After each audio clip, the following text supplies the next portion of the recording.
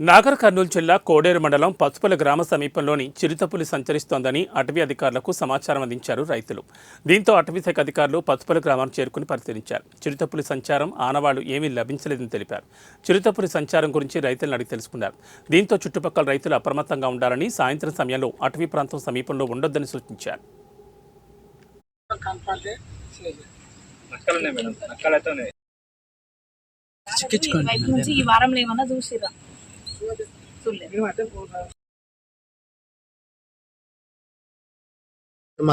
ఇట్లా ఉంది మాట మళ్ళీ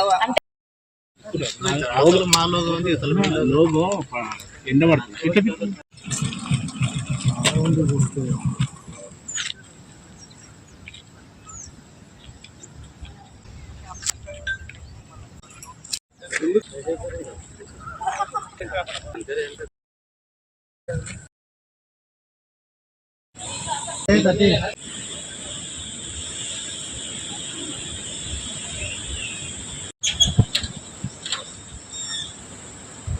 ఉంది అని అధికారులు తెలిపిన సమాచారం మేరకు ఇక్కడికి వచ్చి మేము తనిఖీ చేయగా రైతులను ప్రజలను అడిగి చూడగా నిజంగానే చిరుత సంచారం ఉంది అని తెలిసినది. కావున సాయంత్రం సమయంలో ఇక్కడికి వచ్చే పొలాల రైతులు, గ్రామ ప్రజలు, పశువుల కాపర్లు అందరూ కొంచెం అప్రమత్తంగా ఉండాల్సిందిగా కోరుతున్నాము.